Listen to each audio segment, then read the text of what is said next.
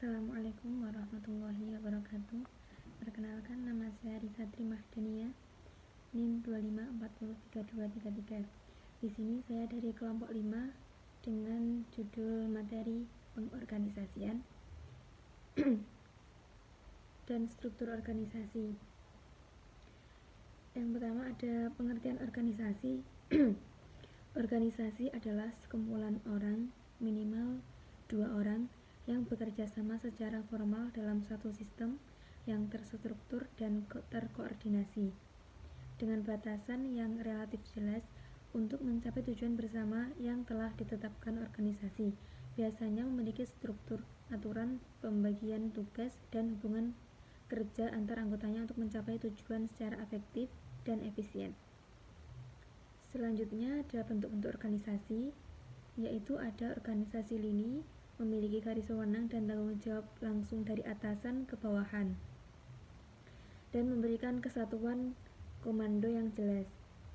Selanjutnya ada organisasi fungsional, yaitu membagi tugas berdasarkan spesialisasi atau keahlian, di mana setiap kepala bagian memiliki kewenangan dalam bidangnya.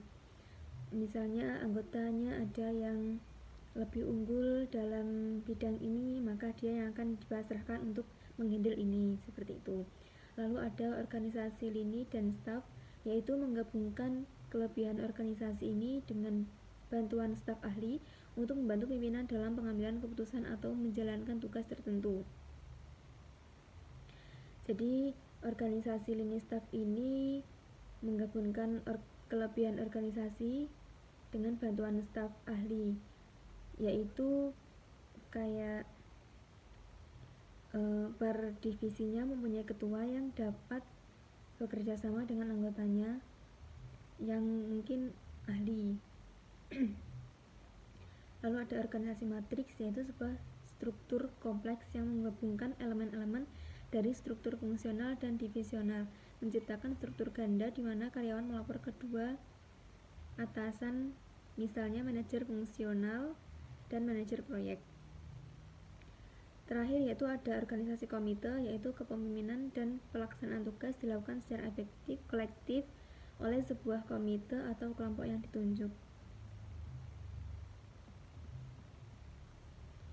Lalu ada prinsip-prinsip organisasi, yaitu pembagian tugas pekerjaan, terus pelimpahan wewenang dan tanggung jawab, perumusan tujuan dengan jelas, dan memahami akan tugas yang masing-masing diberikan oleh atasan ke bawahan.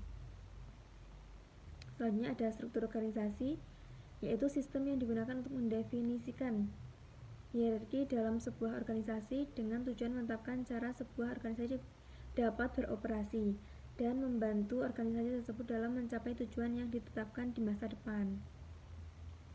Selanjutnya ada faktor yang mempengaruhi organisasi, yaitu ada strategi organisasi, ada skala organisasi, teknologi, dan lingkungan. Kesimpulan presentasi, organisasi dan pengorganisasian merupakan dua hal yang saling berhubungan.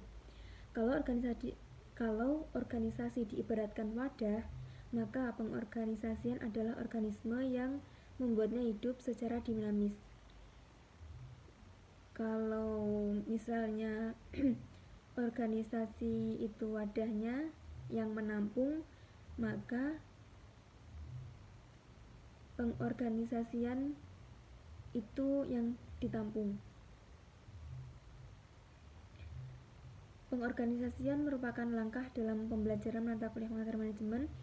Perencanaan dalam manajemen organisasi yang matang tidak akan berjalan sempurna tanpa ada yang menjalankan dan menggerakkan.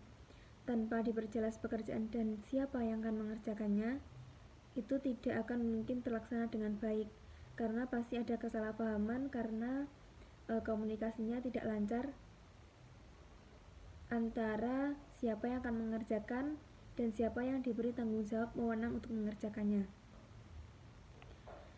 Adapun esensi manajemen organisasi yang baik dan menghasilkan tujuan organisasi yang sesuai dengan yang telah ditetapkan berdasarkan pada sistem kerja, struktur, sumber daya, hingga aspek lainnya secara efektif dan efisien. Sekian dari saya, terima kasih. Wassalamualaikum warahmatullahi wabarakatuh.